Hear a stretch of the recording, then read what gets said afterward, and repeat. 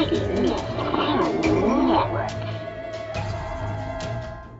is Shar with Psychic Mist, and it's Christmas Day, so Merry Christmas to everybody. Today I wanted to just talk to you a little bit about how the holidays can be like a fun and exciting time, but it can also be a time where people grieve for the loss of loved ones. So I thought that maybe I can help out a little bit there. Nobody really knows for sure what happens when you die. We kind of have an idea of what happens, and with a lot of paranormal research, I've found that people go many places depending on what kind of human they are in this life and where they came from before. There's a whole bunch of different factors that play into where you go when you pass on, according to my research and the spirits that I had the chance to speak with. So the point of this video isn't to tell you where spirits go when they pass on. The point is to maybe help you feel a little bit better about everything. And I mean, I know that's hard because when you miss somebody, there's nothing that takes the place of that person. But there are a lot of common things that I found in people who have lost loved ones that people just beat themselves up over it, and there's really no sense in doing that. And I'm going to tell you why. When somebody dies, and it doesn't matter how, whether it's from old age, from a disease, from an accident, or just some other type of death, they always stick around to at least go to their own funeral, and they always come to visit the people that they love. The issue is that many people cannot pick up the person's energy when they come to visit them before they leave. And just because they leave doesn't mean that they're gone for good that way. Yes, in the physical, they're gone, but in the spiritual, they're not. And not just because they live in your heart, their energy still exists and their energy still comes to see you. Whether you can pick that energy up or not, well, that might be a different story. But even people who are psychic and intuitive, if you're really close to somebody, you could accidentally block the person's energy and not pick them up yourself. And I know this from experience. Just so you know that I can relate to how you feel when you lose someone that you really love. I've lost my mom, I lost my dad, I've lost two of my sisters. And, we were a very close family, so I know how painful that really is. The biggest things that I find from everybody that loses someone that they love, especially when it's new, even when it's not, please stop feeling guilty, okay? Guilt is one of the biggest things that I find that people do when they lose somebody. There's always the questions of what if as well. What if I could have done something to prevent it? Why wasn't I there more for that person? Why didn't I say I'm sorry? Why didn't I say I love you more often? Things that you maybe wanted to apologize for, things that you should have done, things that you shouldn't have done. And the list can go on and on and on. And a really big one is, thinking that maybe you could have done something to prevent their death. Well, let me tell you something. You need to stop feeling guilty, because the only thing that does is beat you up.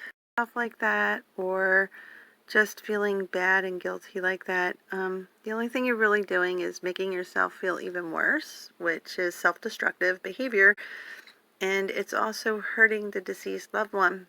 Remember, these people do keep an eye on you. They do come back to visit.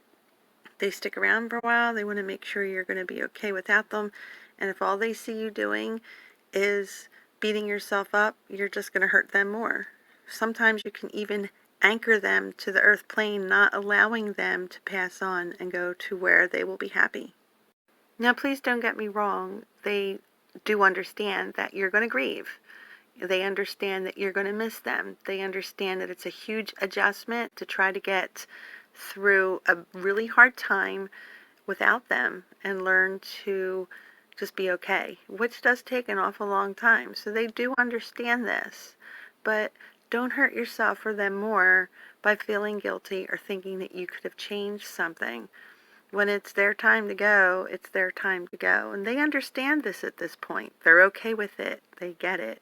They will miss you too, but they're going to keep coming back, and they'll probably see you easier than you're going to see them.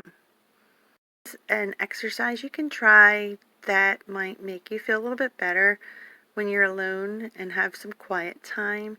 Just sit and take a few deep breaths and relax, and then close your eyes, think of that person, and try to tune into their energy. Hear their voice in your head. See their face in your head. See them smiling and smile back. When you tune into their energy, it's kind of like a call to them. And they know this. They'll come to you. And with practice and with some time, you'll actually be able to start feeling them. You could feel them right away. And it's a pretty good experience. If you're feeling bad about something you did or didn't do, or something you wish you would have said, I got great news for you. They hear you still. Just because they're not standing right in front of you that you can at least see, they are there. And like I said, that call to them will bring them to you. Tell them whatever you want them to know. Let them hear it, because they will hear it. And when you get pretty good at tuning into their energy, you may hear something back. Something else is kind of cool. They come to visit you in your dreams. So if you ever had a dream with them in it and it seems kind of real, you can believe me, they came to see you. After a while, a deceased loved one might not come around quite as often as they did at first, but that's because they started their new life and they're back kind of into the swing of things. But they still come to check on you, and they always will. A lot of times during special holidays, special occasions, birthdays, Christmas, they come, they say hi, they check in on you. So it's great to sit down and do that little exercise, send that call out to them. And if you're just lonely one night and you want to talk to them, call them. Call them and talk. A lot of times a newly deceased person will try really hard to contact you, let you know that they're okay. Now this all depends on a lot of different factors, like one, the ability of the newly deceased. It also depends on what they have to work with in the atmosphere. So some spirits are stronger than others when it comes to manipulating energy, but you look for the subtle signs. Sometimes they're subtle, and some spirits can get downright powerful and do some things that might scare you, not meaning to. Some deceased people are afraid to do a little something like, maybe even flicker lights or hear some footsteps, because they're afraid they might really frighten you. So they might try to refrain from that and just watch silently. So you can always talk to them and tell them that you would like a sign, or maybe give them an idea, but you can't expect them to be able to do what you tell them, because they just might have the resources to do that particular thing. Most of them are great with manipulation of electrical things, so blinking lights or just something like that. I mean, usually that's the most easy thing for them to do, especially during a thunderstorm. You might want to ask them to do a little something then, because it gives them a little boost of power, so that might help too. I've noticed a lot of deceased people will show you their personality so that you can recognize who they are. My dad, he was a jokester and a funny prankster. So one time when I was bent over sweeping up some stuff off the floor, and my shirt, showed part of my back, and he would like run his finger across your back because it'd be ice cold, and he'd want to see you jump and say, ah! So after he passed away, I was in the kitchen one day cleaning, and I was in that situation, and I felt something cold go across my back, because I knew it was my dad. This is something that's kind of more rare, but it is possible. Some deceased people will actually leave you an apport. And for those of you who aren't familiar with that term, an apport is an object that they can make materialize at what seems to be out of thin air. And it's like a little gift to you. My dad used to like the song Pennies from Heaven, so when I would be like vacuuming the floor, I would find pennies like all over my floor in weird spots. And I knew that also was from him. Okay, so here's something that is a little more common. My mom used to smoke, and I would smell cigarette smoke in the house. She never smoked in the house, but you would smell it. And of course nobody else would be smoking, no one else smokes in the house, so I would just smell that. Or a lot of times you might smell a particular perfume or scent that goes along with that. So they just want to say, hey, it's me and I'm here and I love you. So tell them that you love them back. It's a great opportunity to do that. But any time is a great time to do it. Send that call out. They will hear you.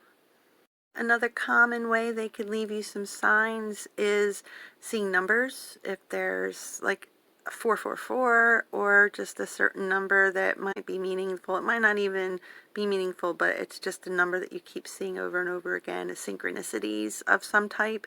That's another common way that they get a hold of you. Nobody take offense to this. I don't mean it bad, but some people couldn't pick up a spirit if they were hitting them in the head with a board. Like my ex-husband, that he couldn't pick up a spirit if he tried. So, and I mean, that's nothing wrong with that. It's just some people are just not in tune or, really have the ability at the particular point in time in their life to do that. So sometimes what a spirit will do is they will go to somebody that does have the ability to pick them up and share something with them that might be meaningful. Sometimes a deceased person gives a message to another person to convey that really doesn't make much sense, but it's something that they can do, so they give it a shot and hope for the best. And I have a story for you about that, which is my brother-in-law. When he passed away, of course, my sister was grieving terribly, and for some reason, she would smell apples all the time. But apples had no significance at all to her, with him at all. So I started smelling apples, and there were no apples around or to be found. So I told my sister on the phone one night, hey, I smell apples. And she goes, oh my God, really? And I told her that, it was random. And then I would think of her husband. And it just kind of popped into my head that way. And that was the way he was trying to get to me to convey that to her. And then it clicked to her that, we're both smelling apples. It must be him. Of course, being a paranormal researcher, I had to take that a little bit further. So I did an ITC session, an EVP session. Not only did I get a picture of my deceased brother-in-law, I also got an EVP that said apples. Another common way that a deceased loved one will try to get a hold of you is through music. A lot of times you'll hear a certain song come on the radio that maybe held some meaning to you, or something that you used to listen together, or a favorite song that was theirs. So they'll try to maybe play some music and, just to try to make a connection. Hey, this sounds like something that so-and-so listened to. And that's their way of saying, hey, I'm here. And once again, I love you. Now, for those of you that are saying, my deceased loved one never made any attempt to talk to me or to let me know they were there, they were okay, I haven't heard anything, don't get upset about that. Some newly deceased people just can't manipulate energy right, or they just can't find the right atmosphere, or you could be grieving so hard they can't break through to that because their energy is very, very subtle. And if it's very hard for a grieving person to tune into that, even if you're trying really hard. And sometimes you try too hard. And sometimes the deceased person just can't do it yet. You might have to wait some time before they can do that. There's also another reason for this. Another reason why your deceased loved one might not be able to make contact with you right away after their passing is kind of a touchy subject here, so bear with me, but if they might have had a tragic death or a death that was very difficult, like a long, long illness, or, a violent death of some sort, it depends how much trauma was placed upon them, how much was inflicted upon them, and sometimes they might need a period of rest. There's a period of time where the soul is healed, where their emotional, mental states are healed, so that they can let go of what happened and continue on peacefully and happy, and they do. It just might take a little bit of time, so sometimes you might not hear from them right away, just depending. This doesn't happen all the time, so don't get upset if this is the way that your loved one died. This doesn't mean that this automatically happens. Most, souls are strong, and most people are okay. They are relieved sometimes when they pass away from something that was long and hard. They don't suffer like this anymore. So it's like, wow, I got through, and now they're happy and they just want you to be happy too. And I know that's really super hard, but they want you to be happy. And when you smile, they smile. And one more thing that I want to say, and everybody hates hearing this. Every grieving person hates hearing this. They always say, oh, time heals, and time heals. You don't want to hear it. And if it takes you 3 years to grieve, or if it takes you 5 years to grieve, then by all means do so. Grieving is healthy to do. Keeping your life back or putting it on hold, or I mean, that's going to happen for a little bit, but you need to pick yourself back up and you need to live, and you need to live for yourself, for your family, and for that deceased loved one. But it does get easier with time. It does. When I lost my mom, I thought I lost my whole world. I didn't know how it was going to go on, but I did. And now, a little over 20 years later, when I think of her, I smile. When I have memories of her, I smile. Don't let anyone ever tell you that it's time to stop grieving, because everyone has a different way of handling things, and everyone takes a different amount of time, and if it's what you need to do, then you do it. So I hope some of the things I said have helped today. I really, I understand, and it's hard, especially at this time of the year, but think of those loved ones with a big smile on your face, and you'll give them the best present ever. And like I said, put that call out to them, take some time to tune into them, and you will probably get a great present back. This is Shara with Psychic Miss Paranormal. Merry Christmas, Happy Holidays, and blessings to all.